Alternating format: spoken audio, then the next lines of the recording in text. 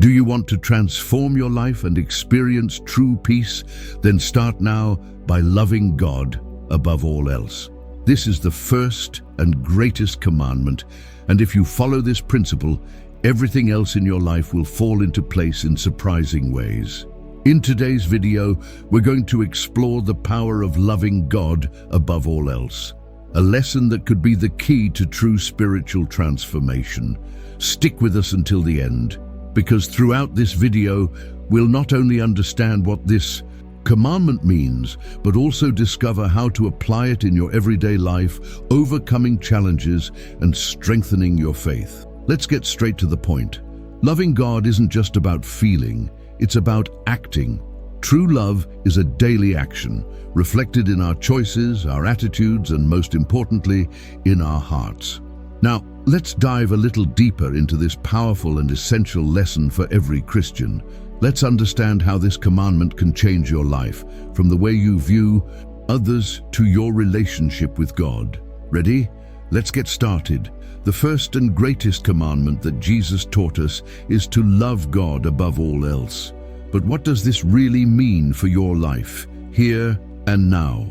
This commandment isn't just a fleeting feeling, something we feel occasionally, but a daily decision. Loving God is a commitment, not just with words, but with concrete actions in every area of our lives. Oftentimes, we deceive ourselves thinking that loving God is simply an emotional response.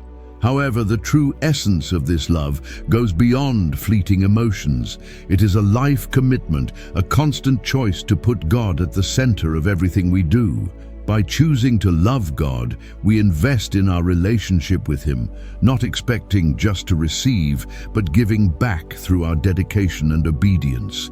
The more we decide to love Him, the more our lives align with His will, and this brings not only peace, but also a clear, deep, and eternal purpose.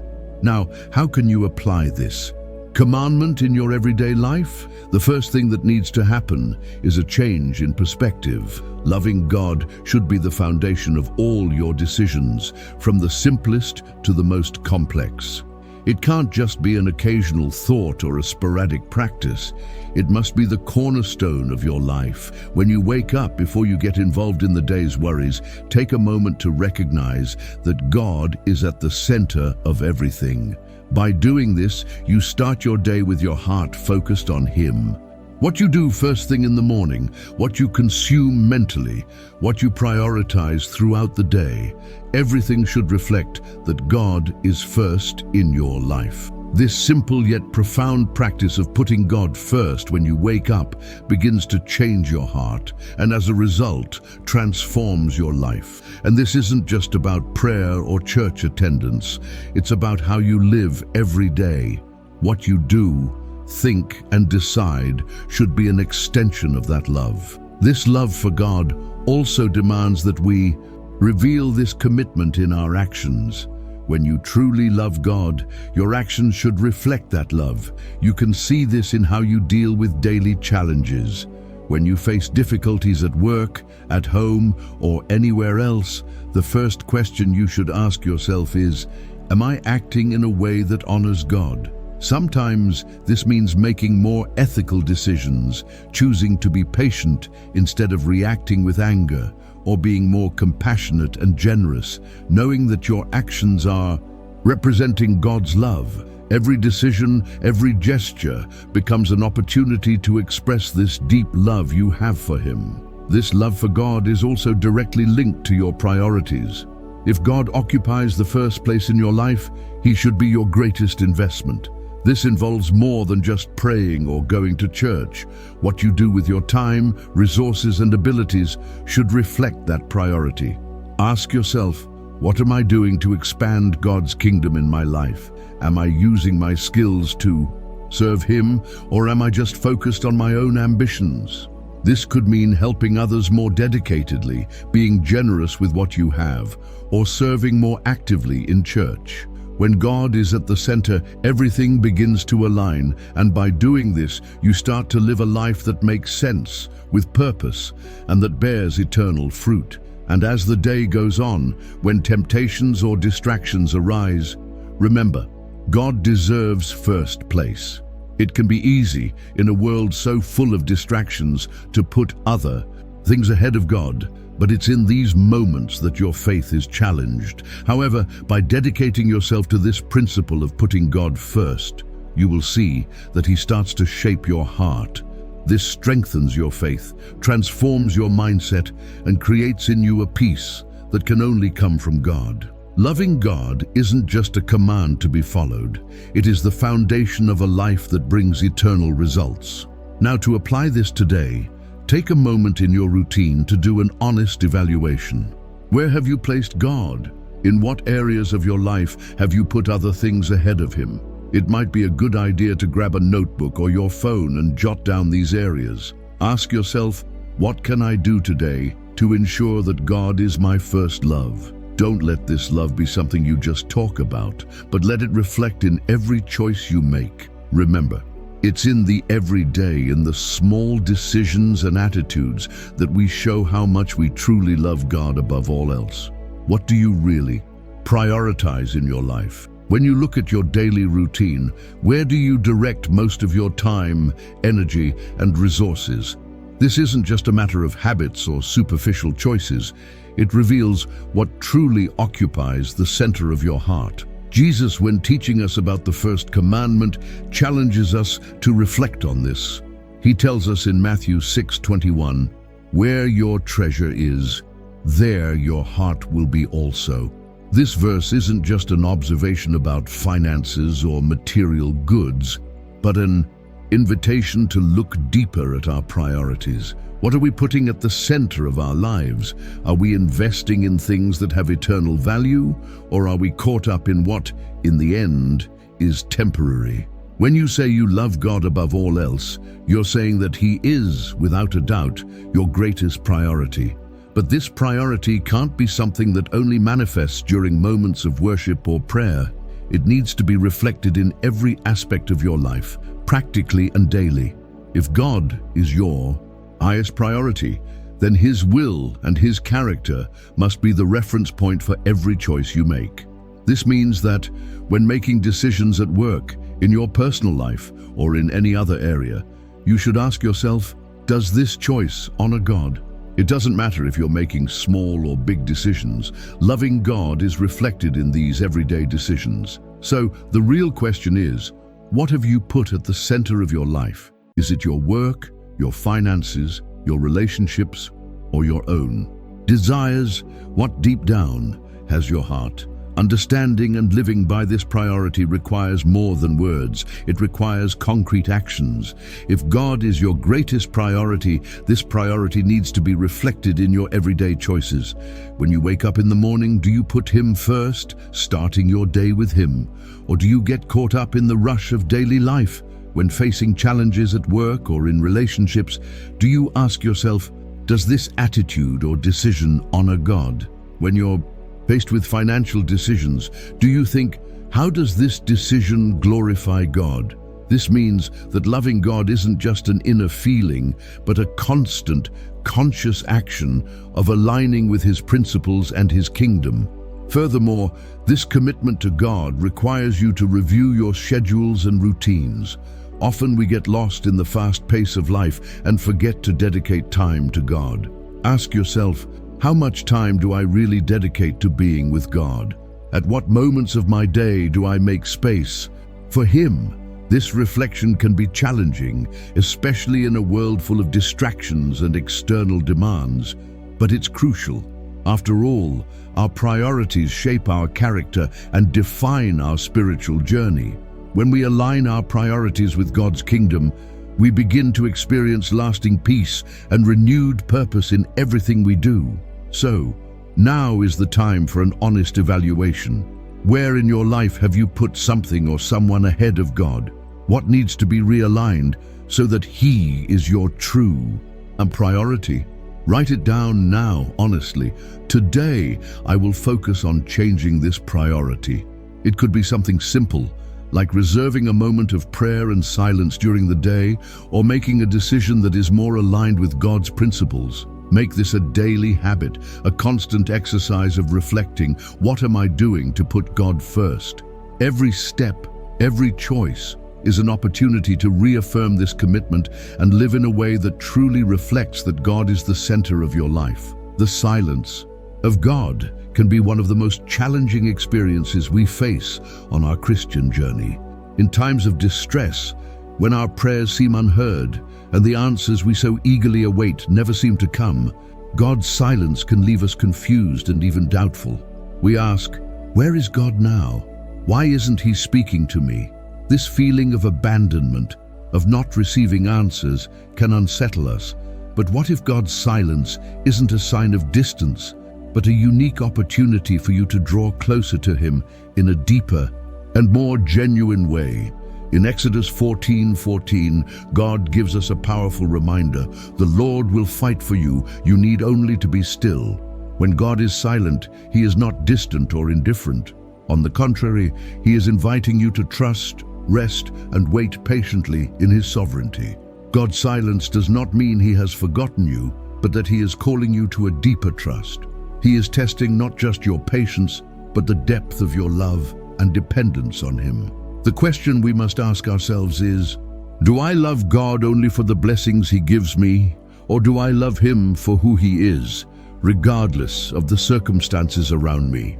God's silence is a space where our faith is refined, where we can learn to trust Him without needing immediate answers. God doesn't need to speak constantly to guide us. He has already given us everything we need: His Word, His Holy Spirit, and the assurance that He is in control of all things.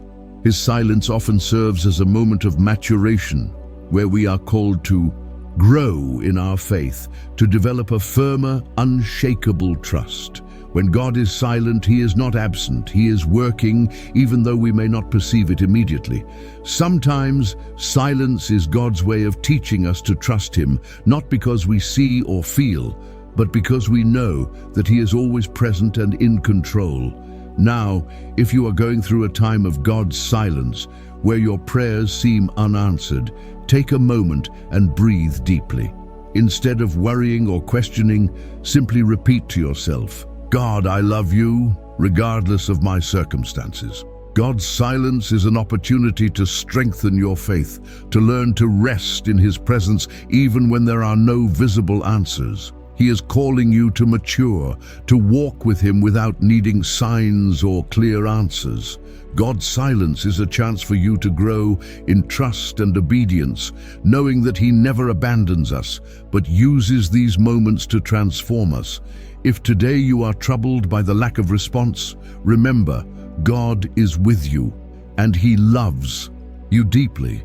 Take a deep breath and say, God, I trust you, even when I don't understand. In what area of your life have you questioned God's silence? What can you do to trust Him more fully? This is the moment to allow your faith to be refined, and by doing so, you will draw closer to Him, knowing Him in a more intimate and genuine way. In a world filled with challenges and uncertainties, where every day seems to bring a new struggle, the question arises, how do you react when faced with pain, loss, and suffering? These moments are inevitable in life, but the way we respond to them can make the difference between hopelessness and peace. Loving God is what can sustain your soul in the strongest storms of life. When everything around you seems to fall apart, when meaning seems to slip away, remembering that God is your greatest love and your greatest priority can be the anchor that keeps you steady.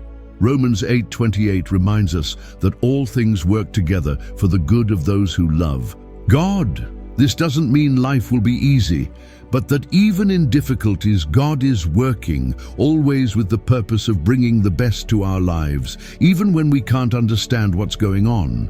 It's natural in times of pain or loss to try to find explanations or even try to control the situation in some way. We want to understand why things are happening the way they are. However, when we put God first, our trust in His sovereignty allows us to rest. We can then trust fully that He is in control, even when the solution isn't immediate and the outcome still seems far away. Loving God gives us a new perspective.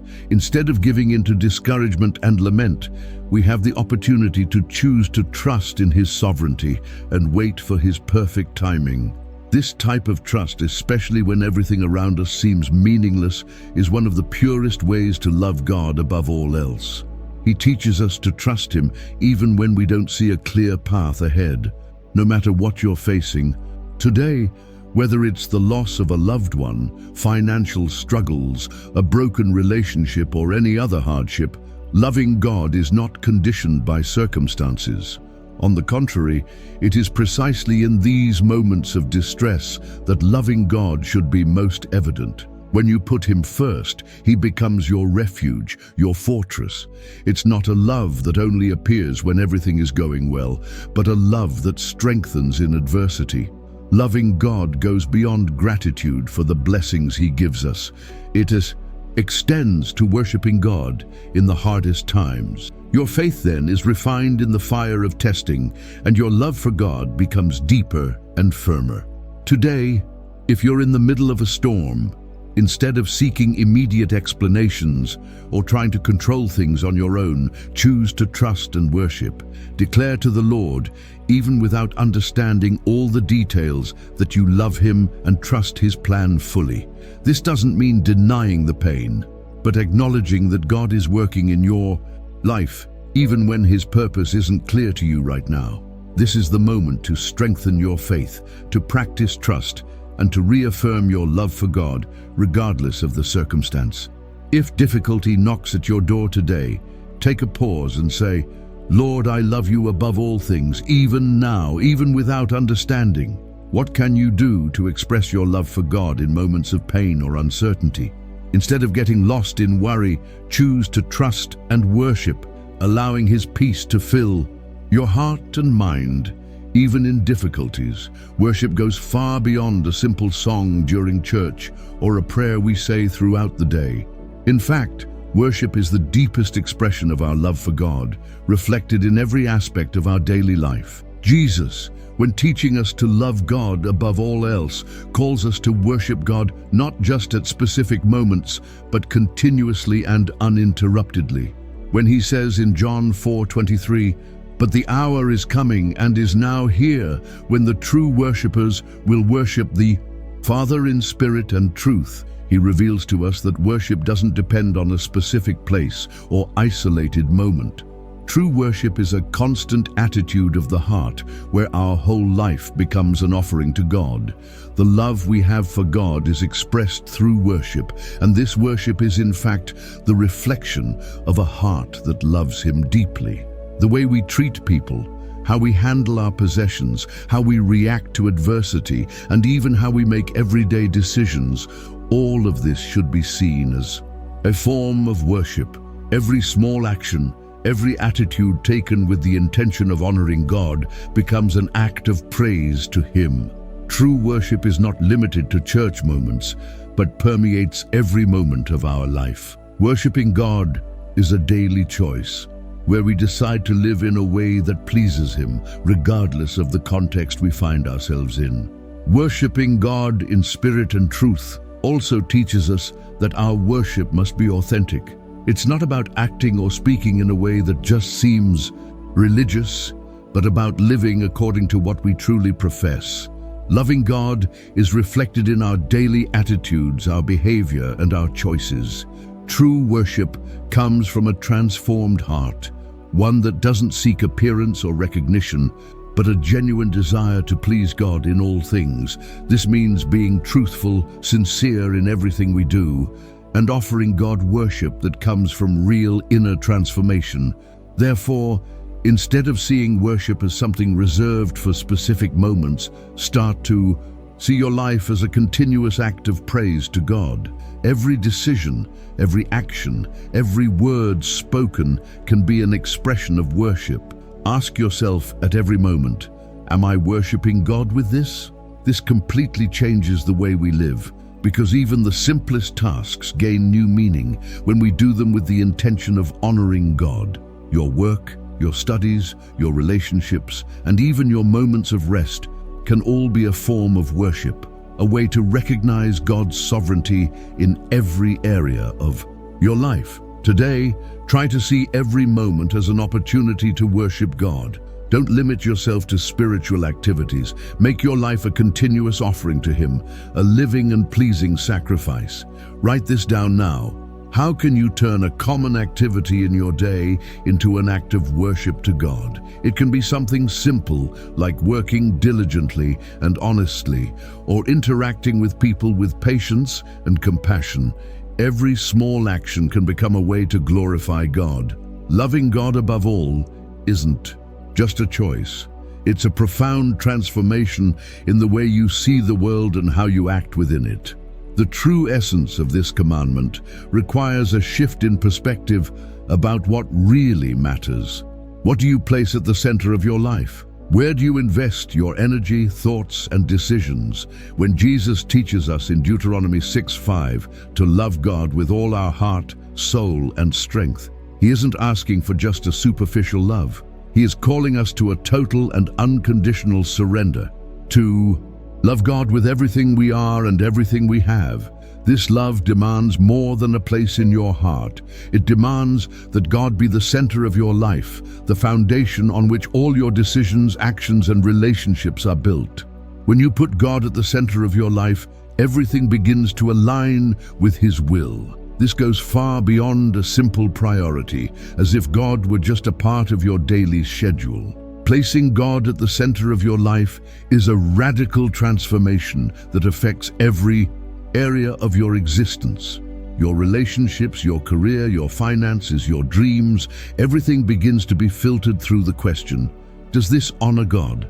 The way you work, study, have fun, and relate to others, all of this should reflect this priority. By doing this, you declare in every action, everything I do is for the glory of God. The problem is that many times we let other things take the place that only God should have. The pursuit of success, the desire for recognition, anxiety about the future, temporary pleasures, these are all silent competitors trying to divert our focus. And when we allow these things to become the center of our lives, we begin to experience a deep emptiness, because these things cannot fill the space that was meant for God.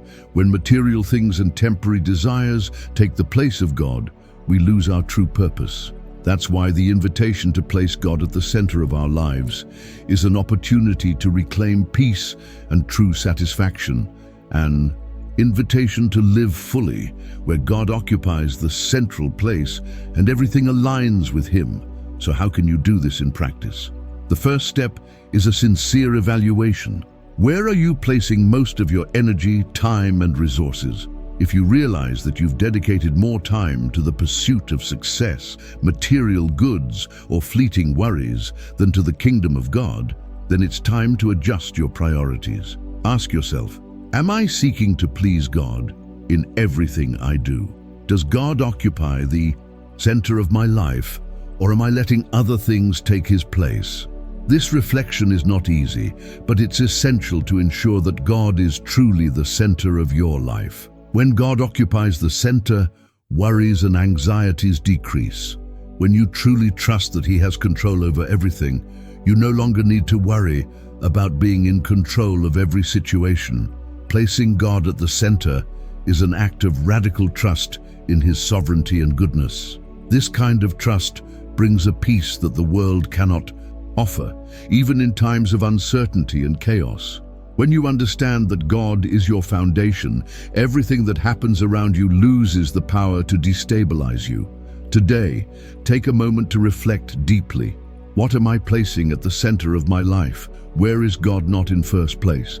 Write down now, what area of your life needs to be realigned so that God occupies the central place? This is the moment to make necessary adjustments, to choose to put God at the center and allow His presence to shape every aspect of your life. Loving God isn't something abstract or limited to moments of devotion. It goes beyond what we feel in our hearts. It is reflected practically in what we do every day. When we love God above all, this love translates into concrete actions, especially in how we treat the people around us. As Jesus teaches us in Matthew 22:39, love your neighbor as yourself. This commandment isn't just moral advice, but a direct extension of our love for God. True love for God isn't expressed just in words, but is reflected in daily actions, especially when it comes to loving others. If you love God with all your heart, this naturally overflows in how you relate to those around you, making God's love visible in the world. Loving your neighbor, especially those who are harder to love, can be one of the greatest challenges we face as Christians. But the truth is, when you love God truly, He empowers you to love others with the same compassion, patience, and forgiveness with which He loves us. Loving God isn't an isolated experience, something that stays restricted to your intimate moment with Him. It is something that spills over to others, making God's love tangible to the world. This internal transformation makes us more like God, empowering us to act in a more generous and compassionate way, especially when we encounter challenging situations. The key to understanding this is that when we love God, our heart becomes more like His. God doesn't show favoritism. He doesn't look at status, appearance, or external behavior. He sees the heart, and that's how we should love too. This is a radical act, loving without expecting anything in return, loving when it's difficult, loving when there are disagreements or wounds. When you truly love God, this heart change enables you to act in a more selfless way, even in moments of conflict, misunderstandings, or hurts. God's love is not limited or conditioned. It goes beyond circumstances. Today, as you interact with people, ask yourself, how can my love for God be reflected in how I treat others? Loving God needs to be something practiced every day in concrete actions. This means being more patient, listening more attentively, forgiving more quickly, and showing God's kindness in all situations. It's not about empty words or superficial gestures, but an internal transformation that overflows into external attitudes. Loving God is reflected in how we treat those around us, especially in moments of tension or difficulty. When you truly begin to love God, you start to understand that by loving others, you are loving God. Your life becomes a reflection of this divine love, a light that shines in the darkness, lighting the way for others. This is what truly makes a difference, not only in your life, but in the lives of those around you. God's love in you becomes a living testimony to the world. Today, make a conscious effort to love someone you have difficulty loving. Ask yourself, how can I reflect God's love in this situation? This may mean being more patient, more generous, or more forgiving with someone who's being difficult for you. What attitude do you need to change to love your neighbor better? Remember that by acting this way, you're showing God's love in a way that transforms lives, starting with your own. In 1 John 4:20, God's word directly confronts us. If anyone says, I love God, but hates his brother, he is a liar. This verse leaves us no room for illusions or excuses.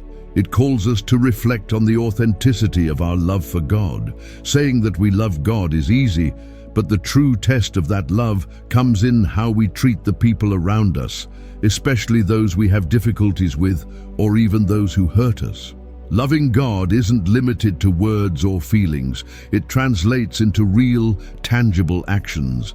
If our love for God isn't reflected in love for our neighbor, then our faith is incomplete. It's easy to love God when things are going well, when we clearly feel His presence, and when blessings are flowing into our lives. However, the true measure of our love for God is revealed in the most challenging situations, when we face difficulties, adversity, or even problematic relationships.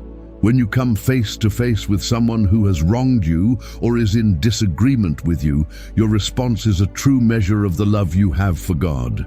This doesn't mean we should be passive or ignore our wounds, but rather that, even in the face of suffering and injustice, we are called to reflect God's love in a practical way. Jesus gave us the ultimate example of love in a moment of deep pain. On the cross, he suffered physically and emotionally in unimaginable ways, yet still he prayed for those who mistreated him. "Father, forgive them, for they do not know what they are doing." Luke 23:34. This is the model of true love. It's not conditioned by circumstances, nor is it limited to what we feel in the moment, but it's a deliberate choice to act with compassion, forgiveness, and generosity, even when the feeling doesn't come naturally. Loving God is made tangible through forgiveness, patience, kindness, and service to others. It challenges us to love not just the people we like or those we can control, but also those who annoy us or hurt us. This is the true test of our love for God, to love those we can't control, or who, at first glance, don't deserve our love. When you choose to act lovingly, generously, and forgivingly, even when the feeling isn't spontaneous, you are putting God's love into practice. True love goes beyond what we feel. It's reflected in what we choose to do. Today, in every interaction, ask yourself, am I loving God with my actions? Am I treating others the way He would treat me? This question doesn't apply just to the big moments, but also to the small daily interactions. God's love is reflected in how we treat people in our conversations, decisions, and daily actions. The Christian life is a constant opportunity to put into practice the love we receive from God and thus love Him back. He doesn't just ask for words of worship, but actions that show our love for Him in how we treat others. Today, when someone challenges you or frustrates you, take a moment. Breathe deeply, and before reacting with anger or judgment, ask yourself, how can I reflect God's love in this situation? By doing so, you'll begin to realize that by acting with compassion and forgiveness, you are living out God's true love. What can you do today to show God's love to someone who challenges or hurts you? God's love is practiced in every moment, and every small act of forgiveness and compassion becomes a reflection of the unconditional love He has given us. Loving God is, without a doubt, the key to a peace that transcends life's circumstances. We live in a world that constantly bombards us with pressures, challenges, anxiety, and uncertainties. But in the midst of all this, loving God becomes the anchor that keeps us steady, a solid foundation that cannot be shaken by the storms around us. As 1 John 4:18 says, "There is no fear in love, but perfect love drives out fear." This verse reveals a powerful truth. True love for God not only frees us from fear, but also from anxiety and insecurity, because we know that He is in control of everything. When we put God first, He becomes our peace, our trust, our safe refuge in any situation. Loving God above all brings an inner peace that doesn't depend on what's happening around us. When we trust fully in God, our calmness isn't shaken by the ups and downs of life. No matter the difficulties or problems we face, loving God gives us a deep peace based on the certainty that He has a perfect plan for our lives.